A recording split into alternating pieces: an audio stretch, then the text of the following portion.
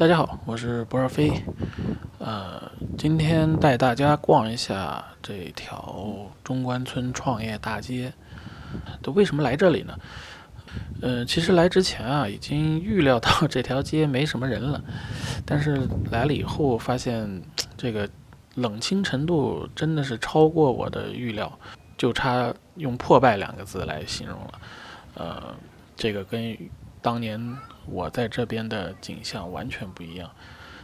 3W 咖啡也没了，车库咖啡也没了，36氪也不在这里了，海淀图书城早就没有了。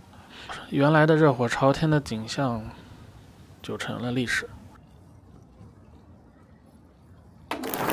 李克强来到中关村创业大街3W 咖啡屋，与创客交流，询问创业经历和创新想法。听到拉勾网介绍通过互联网加方式促进100多万人就业，李克强予以肯定。他说，稳增长为的是保就业，创业创新是稳增长保就业的重要基础，要积极创造条件，促进众创空间蓬勃兴起，推动各类创新要素融合互动，让一代创客的奋斗形象成为创新中国智慧经济的重要标识。为什么聊这里呢？其实是我在北京生活了20年，和这里啊有很多记忆。今天其实可以借着这个凄凉的光景来聊一下我跟这里的故事。因为上学的时候就在附近嘛，然后学院路那边。如果在北京上学的人都应该非常清楚。在2000年初或者说2010年之前吧，学生们都喜欢来这里，因为这是图书城嘛。图书城你要买书啊，买什么资料都会来这边。不只是书啊，包括一些音像用品啊，当时还有一些服装店啊，甚至还有网吧什么的。这条步行街基本上在图书城的时代是非常受学生欢迎的。包括离北大也很近。我当时呢也特别喜欢看书。这条街上还有一集海楼，浩海楼，对，浩海楼，在浩海楼里有一个国林峰，那我会每周来好几次去底下看一些我喜欢的书。当然那会儿喜欢什么侦探小说，把国林峰底下的这个日本的侦探小说几乎就全看完了。可以说当时这是一个对于学生来说非常重要的地方。我呢，其实在03年毕业的时候，当时学的计算机就觉得自己不太擅长这个理工科啊。当然选专业的时候也没有特别的，也没有什么概念。最后呢，毕了业反倒是不太想去做编程啊方面的知识。阴差阳错跑到这里边来卖了半年的书，就在这个浩海楼里，2层。我不知道是不是还有人记得，就在那个2楼有一个博客龙书店。卖了半年的书，然后正好呢，我卖的是把我分到了这个平面设计这个大类里。然后呢，我就在这个地方卖书，卖了半年以后，书卖多少其实我并不知道，我只负责卖书。但是书店里有个优惠政策，就是你可以在这里借书看啊，你每天都可以借一两本书回去看。那我就把我这个平面设计的书几乎我觉得有价值的都借光了。借光了以后呢，然后毕了业嘛，去买了台电脑。那 Photoshop 啊什么，当时还学一些 Illustrator 什么的。用了半年时间，然后从书店等于顺利毕业。你把整个书摊上的这个平面设计书看完了，顺利毕业，就从书摊离开了，辞职了，就找了一份平面设计的工作。那会儿很早很早了，03年的时候，等于我跟这个海淀图书城有非常深的这个渊源。有很多记忆都留在这里。其实当时卖书的时候也是一个非常开心的状态。然后毕了业以后呢，隔了很多年，这里一直到06年、07年的时候，这里就一直是图书城嘛。慢慢的这个互联网兴起以后呢，这个买书啊就变得这个人就变少了，那这条街总得想着一些办法去改变一下这个状态，或者说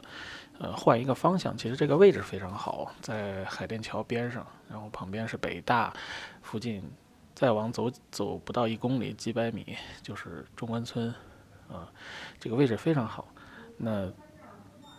顺其自然，这里就变成了，在2014年的时候就变成了，这个创业大街，因为移动互联网的热潮嘛，等着很多人去创业。然后，其实缘由也是因为车库咖啡开到了这里，这里有很多这个创业的人就爱聚集在这里。慢慢的，什么3W 啊、36氪呀，包括一些还有什么延吉佑书店呀，包括一些什么黑马会呀，就乱七八糟都开在这里了。就由一个卖书的地方，慢慢的变成了一个这个所谓的互联网创业者聚集的地方。所以呢，我当时也会经常来这里，因为我当时也是也变成了一个互联网创业者。那段热潮其实还做了1-2个项目了，我自己做了一个运动自行车的项目，因为在我们之前会比较热的是做这个走路啊、跑步啊，都已经很成熟了，有很多项目，包括现在也很多人在用，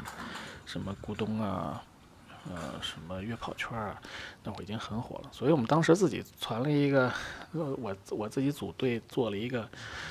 运动自行车的项目，其实有偏类似于那个记录你运动轨迹啊，包括你组队啊、交友啊，就当时这个很火热啊，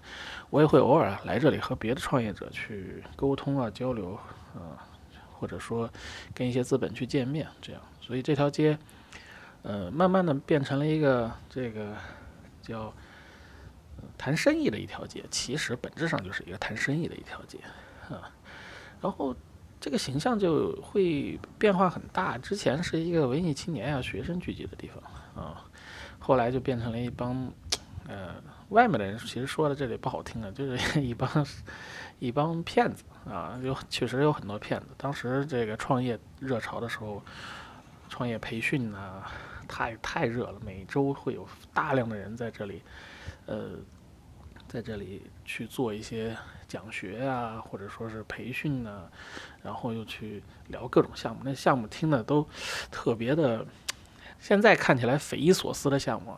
我曾经参加了一个创业会，听到了有人的项目就是举个例子，就是做一个打火机，这个打火机的什么功能呢？就能帮用这个打火机人戒烟。就类似这种项目，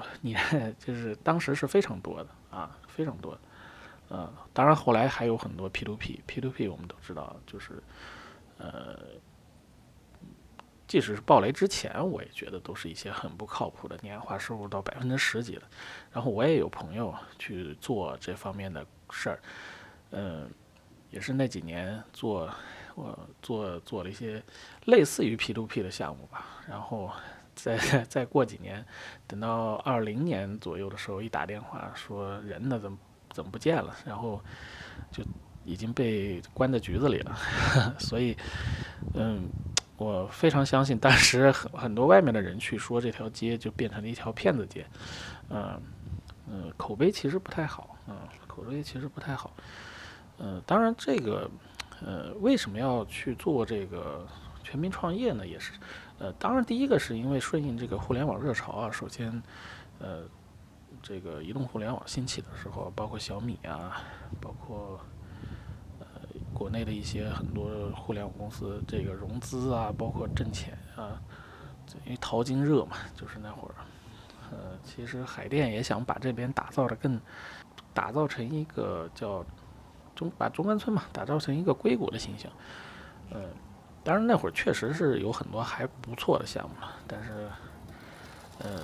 是后来呢，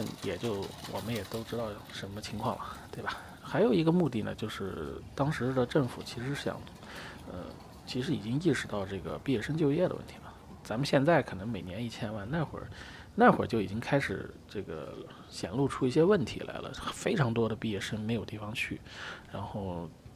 为什么做这个创业这个全民创业的一个概念呢？当时克强总理嘛，对，还亲自来这条街上剪彩开张，对吧？就是鼓励大家都去创业，等于是你要解决很大一部分学生的这个就业问题，没有那么多工作岗位，所以不论你是开公司，还是自己创业，还是在创业公司里找工作，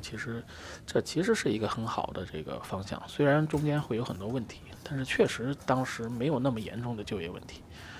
当然还有很多资本，那会儿等于是互联网的资本特别多啊，真的是特别多，很多热钱都进来。包括我后来去做一个运动健身的，也是很多